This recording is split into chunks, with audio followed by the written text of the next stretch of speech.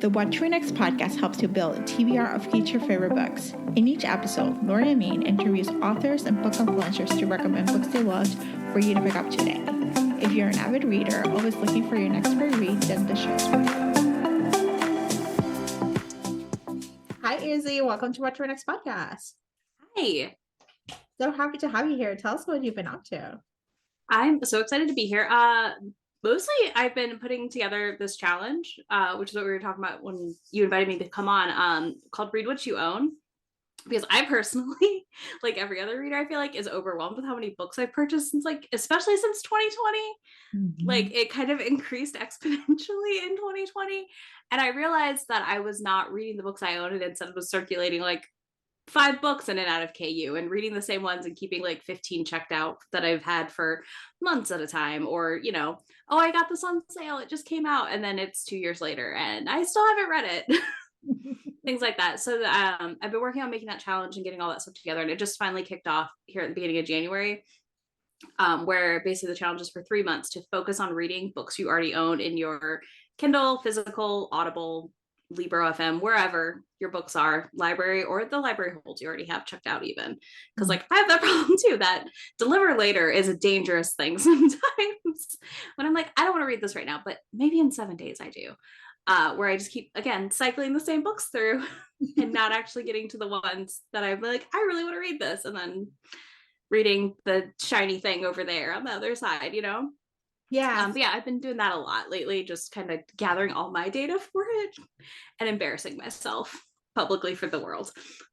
So I got a question. How do you come up with a plan? Because I don't know about you, but I have thousands of books on my Kindle, thousands of books. Yeah, no, I do too. That's why I shared my shame. I was like, listen, no one is alone here. Yeah. Because for every person who's like, I only have 50, there's multiples of us who are like, I have thousands. I personally took my planning for this. I went to my members and was like, give me prompts. And every month for the next 3 months, I'm using one of the prompts my members voted on to theme my reading around. So this month, my main focus is getting through the oldest books on every platform. Mm-hmm. Oh my gosh. Which is going to be an experiment because I do feel like I'm going to be like, I do not want to read this for a lot of them. And you know what? That's okay. I'm going to DNF them if I don't like them. Yeah. It's a thing. So that was my method is I did that. And then February's theme is pink covers. I don't have a ton of pink covers though. Mm-hmm. So we'll see how that goes. And then March, I'm doing a random number generator. So I'm just going to randomly generate a number to pick from my physical bookshelves. Mm-hmm. I'm probably going to get locations from people to pinpoint me places. And then also randomly generate numbers and look at my spreadsheet of every single book I own.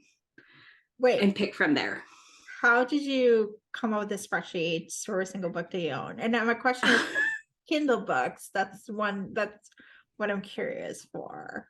So the spreadsheet I purchased on Etsy, I will send you the link to it. Yeah. This girl is $5, very much worth it. And I just sat there and I had 2 windows open and typed in every single book I own on my Kindle into that spreadsheet. Now I haven't done every single book. I did not go back to, I think I got my first Kindle in 2009 or 8. Yeah. So I did not go that far back, but I went back to 2013 ish. Because I was a lot of the books I have that are 20, when I first got the Kindle, I've read, or I have no interest in reading, so I've marked them as read at this point. Mm-hmm. Yeah, I just kind of slowly, when we watch TV at night, started putting in the info. I was like, okay, this is what you own. And then it has the list number, so I just randomly generate. And I did the same thing for Audible and Libro FM. I input all of the books that I had purchased. Yeah. And that's it. It's tedious. Yeah. But helpful. Yeah. Well, I think it just gives you an idea. I don't know about you, but I have every so often I'll see a deal in the Discords or on Instagram, and I'm I go to Amazon, and then Amazon informs me, you already bought this book on. All the time. They do the stuff your Kindle days. I'm oh, I'm gonna go look, and I have so many of the books that are always offered on this, and it's great. I'm glad they're repeatedly offered. But then I look and I'm I never even read this, and I got it 2 years ago on a stuff your Kindle day. Yeah, probably. And I'm what? I was like, stop, you cannot just take a book because it's free Yeah. and then not read it. I think in some ways, like what it does, I'm in the process of selling all and donating all my physical collection. That's one thing I'm about to downside. And one thing I noticed is that it's just like being mindful about like what you consume. Like you're like consume, and it's like, but you're not utilizing, you're not reading the book, you know. Yeah, you're like, oh, I'm gonna consume this eventually, but I'm also gonna read the 5 other shiny things over here. Yeah. And that is my struggle. And that was part of the challenge. I was like, I want to organize this in a way where like I can still read my way through the month, but I have like some structure of like, these are the mangas off my shelf I'm picking up. These are the, again, oldest on my TBR, but I'm still going to like dip around to other books on my Kindle. Like, I'm not just going to be like, okay, you're only reading the old, which kind of just lets me mood read through, because I have my Kindle organized in collections for each subgenre of romance and different and non-romance stuff. So I'll just be like, okay, I'm in the mood for whatever paranormal, gonna go in the paranormal collection and be like, what do I have over here? What looks good still, maybe read a few pages. If I don't like it, just mark it as read and move it out of the unread collection. Like, quickly move on. It doesn't need to be like complicated, And so collections, you can do that for the Kindle Paperwhite or just the Kindle app? Oh, okay. You can do it in the Paperwhite. I recommend doing it on the app. It's easier because you can like select a bunch versus on the you can also do it on the computer, but I don't think it's as intuitive. But pretty much on an iPad or your phone is the most intuitive. And you just make the collections. And I recommend like a TBR collection and a read collection for each category. So that as you read it, you move it from that collection to the other one. And then if you're like, looking for something, like somebody's like, hey, do you have a recommendation? You can be like, oh, hold on, and go look through your collection of read ones and be like, here's a book. This is so like, I feel like this is like a really good episode of like really good tidbits of like how to organize your Kindle collection, how to use your stuff, how to read. I mean, it's me organizing my ADHD brain at the end of the day. Yeah. Because like when you make videos and content, you're like, oh crap, what did I read and what was the trope? And like you have to put it somewhere. Yeah. Otherwise you're never gonna remember. Yeah. So like that's my method, is I'm like, okay, if I'm gonna do a contemporary rec video, let me go look at my read Kindle contemporaries, because it's gonna be longer than like the past year on Goodreads. Yeah. If I look at like what I've recently read, right? So it's just quicker to be like, okay, here's what I've got. Yes. I love this. All right, so let's chat some book recommendations. Do you have any books to recommend? Yeah, of course. This was fun. So I did a theme, and I decided to go with the books that surprised me last year that I wasn't expecting a ton from. And all of these are on KU, so that you don't spend money on them. And you could, if you were doing the challenge, reward yourself with books easily. Okay, so yeah, I did 3 that surprised me last year, because I had some standout, like a lot of these will be in my favorites of the year, but like they just were ones I didn't expect to love as much as I did, if that makes sense. Like I picked them up on like that whim of like, I saw a funny TikTok about it, or just like a snippet, and I was like, ooh, I'm curious. But then often those books I hate. So I was like, this is so exciting. These aren't bad. Which sounds so mean. Like, no, but like in a good way. I just feel like sometimes you get the snippet and like that's the only good thing in the book. Yeah. Like that's the best moment, and you're like, oh crap, why did I pick this up? Because TikTok told you, I know. And TikTok tells you sometimes, just like you need to read the thing. So you do. So the first one is called The Crescent Spell by Zoe Abrams. This is a fantasy romance. Why choose? If you are a fan of Howl's Moving Castle, in particular, this has like a very inspired world by that, but again, why choose romance?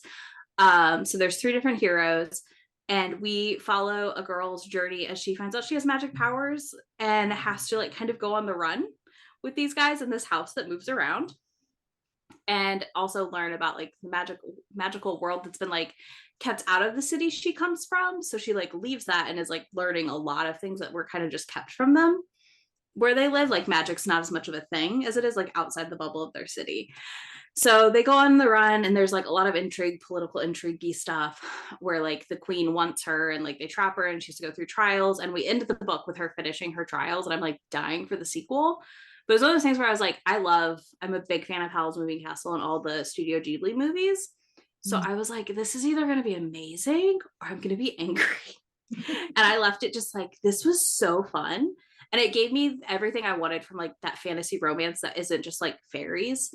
Because I personally like get really bored of just like fairy fantasy romance. Like I want different stuff, I guess, if that makes sense. And this was just like that nice change of pace with like witches and wizards and more magic system stuff than like you normally get in a romance, but still not like a ton. I mean, it's not like fantasy level, like, you know, in-depth magic systems, but like just a nice level. And it had really fun writing and really fun little movie tie-in bits that I absolutely loved. Like it's one of those things where if you've watched the movie and you love it, you're gonna be like, oh my gosh, that's from the movie. But you're not gonna, like, if you haven't, you're also not gonna be like, what is going on? Like they didn't stand out in that way where you're like, you're referencing something I don't get. So that was exciting. That sounds so good. As someone who's like new to fantasy romance after a 5-year hiatus, I'm picking this one up because it's like it's not just fairies. It's so like I mean, I like my fairies, but I just like sometimes you want, you know, witches and wizards and like more just different. Yeah. Like I wish people played in that category more beyond like fairies, which is what I feel like is all we get, and it's fine. It happens. The next one's a short little novella called The Four Leaf by Lee Jacquat. I do not like Friends to Lovers. This is a Friends to Lovers book. So the fact that I loved this says a lot. And I forced so many of my friends to read this book last year. I was like, you have to read it. I promise. You're not gonna be mad. You got to read it. This follows two friends who grew up together. Their parents owned a hotel called the Four Leaf, and they have since inherited the hotel and are running the hotel. It's two sisters and a boy, like the sisters and the boy who were friends as kids. And one of the sisters has always had a crush on him, but like he ran off and like was playing rugby and doing all this stuff, like traveling. So like they never really played out their tension together. And it opens like early on, he accidentally sees her masturbating. So that's like a great setup to their sexual tension, right? And then it turns into that they both like primal play, and he chases her all over. And it unlocked my primal play love that I discovered this last year. I love a good book with a good chase. Like it's just so fun and it's so different. Like it's a kink we don't get often in romance. Like we're getting it more now, but it's definitely one that I was like, we don't get this enough. Yeah. It's like we do not. And I was like, I need more of it. And it has to be done just right. And this was done like perfectly. And like it made sense why they couldn't be together originally. And like it took time for them to like get to having their feelings expressed to each other, if that makes sense. It wasn't just like, oh, I've just always had a crush on you and I never said a word about it. It was just kind of like, well, you were gone. So like, how was I supposed to tell you that like I liked you when you're traveling for rugby all over the, you know, world or whatever. But this one, the chases in this were fantastic. And just my favorite kind of thing where like they get caught doing something like masturbating by the person before there's like anything happening. You're always like, oh, this is going to be fun how this plays out. Yes, that's so good. Let's see. Okay. And then the next one is J.L. Seeger's Again novella. I need to read her full-length book. I picked this up because her book Restore Me is like 500 pages. And I said, well, I want to read this, but I'm not committing to your books without reading something shorter from you first, because what if I hate it? Like, I don't want to set the time commitment for a 500-page book and then like hate it, you know, read half of it and hate it and be like, well, I should just finish this because it's 500 pages. So I was like, oh, I'll pick up your novella. And I fell in love with her writing so fast on this, and also her plotting, because the amount she packed into this little novella was mind-boggling. This follows a couple that used to be married, and they were like childhood sweethearts, got a divorce. Their siblings are getting married to each other, and they're going to Punta Cana for the wedding. And he upgrades her seat to first class, so she has to sit next to him for the flight, because he's determined to make her talk to him again and fix the problems that happened in their marriage. So we're getting like a second chance at love and like fixing the marriage that fell apart, because the reasons it fell apart were based pretty much on like her making some assumptions and him not properly communicating. He's like, no, I fucked up. I gotta fix this. Like, you are the love of my life. I have to fix this. It's so good. It's so good. So good. There's something to be said about divorced couples having a second chance and be like, actually, we're gonna fix the problem, you know. Well, and I think it should, like, as somebody, like, if you've been in relationships or in a long-term relationships, especially, like, you're in a fight, like things happen, but like a second chance marriage, like, or marriage in trouble for me, like it hits that spot, I think, because we don't get them a lot either. Yeah. And when we do, either they're really messy and silly, or they feel like, this book made me cry, and I don't cry at books. So like, I just was like, this is so good.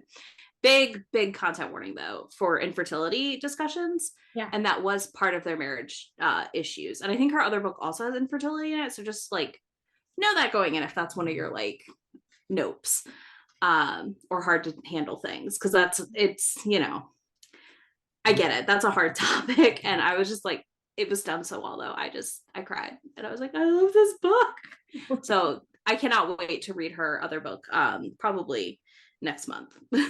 Yeah, I had Restore Me as one of those books. I found it on script for the audio because I figured out like it's a long book. I can actually handle audio.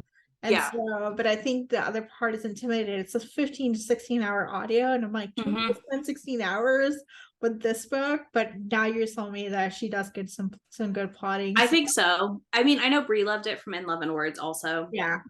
And she's why I realized it was on script. And I was like, oh, well, I'm going to listen to it soon then. But I also was like, when I first saw that book around, I was like, oh, I do want to read this. Restore Me sounds so good. And I was like, oh, you have a novella? I was like, yes, please. Yes, please. I do not want to start with your 500-page book. But yeah, I was surprised. And as a debut, like that's her second book. I was like, Restore Me is her first book. I was like, she's good. She's got some craft like going there. There we go. Oh, so good. So Izzy, tell us where we can find you online. Okay. Let's see. I am pretty much everywhere. I feel like I don't know if there's a social I'm not on, but my Instagram, TikTok, Twitter are all Isabel is all right. And then my YouTube is Happy for Now. So those are mainly where I'm at. I'm mostly on YouTube and I'm not super active on Instagram. I try, but it's a lot of effort. And then I'm more active, I would say, on TikTok than Instagram at this point, because it's just easier to me to just post like a quick video than to like take a picture. I don't know why. The logic isn't there, but it for some reason in my brain.